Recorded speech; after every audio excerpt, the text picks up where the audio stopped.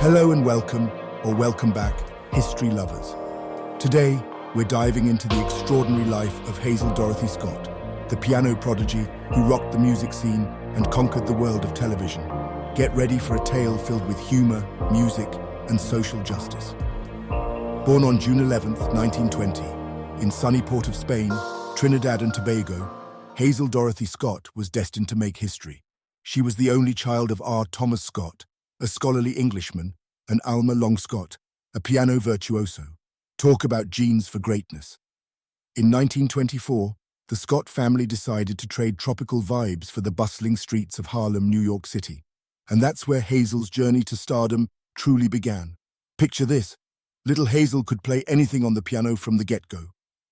With her mum's guidance and some good old-fashioned practice, she was a child prodigy, making us regular folks feel like amateurs. But wait, it gets better. When Hazel was just 8 years old, Professor Paul Wagner of the Juilliard School of Music took her under his wing. Yep, you heard that right, folks. Juilliard at 8.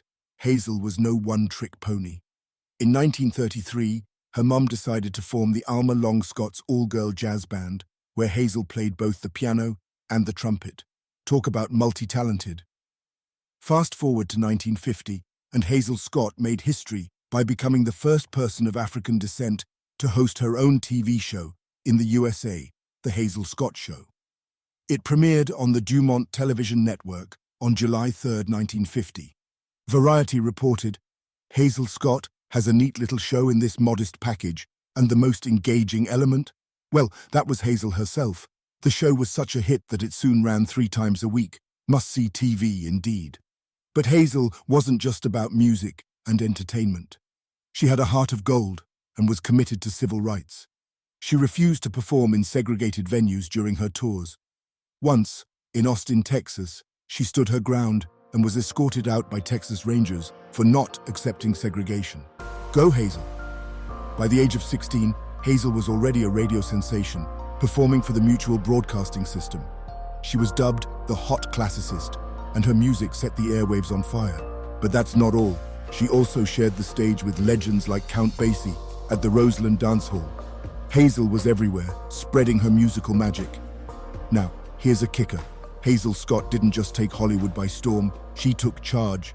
She refused those stereotypical singing maid roles and had final cut privileges when it came to her appearance. Talk about a trailblazer. Her virtuosic jazz piano skills, her dramatic acting chops, and her commitment to civil rights made Hazel Scott a true legend. Her 1955 album, Relaxed Piano Moods, with Charles Mingus and Max Roach, remains an absolute gem. Even modern-day stars like Alicia Keys draw inspiration from Hazel Scott. In fact, Alicia once said, "I've always wanted to play 2 pianos, all thanks to our marvelous Hazel." In 2020, the BBC World Service paid tribute to Hazel Scott in their program Hazel Scott Jazz Star and Barrier Breaker.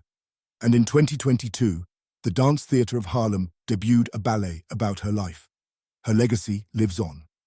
On October 2, 1981, Hazel Scott left the stage for the last time, battling cancer. She was 61, survived by her son, Adam Clayton Powell III.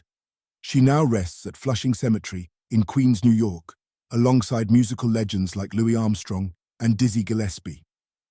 And there you have it, the rollicking journey of Hazel Scott, a piano marvel who tickled the ivories, challenged the norm, and left an indelible mark on music, civil rights, and our hearts. Stay tuned, and don't forget to subscribe for more stories that hit all the right notes.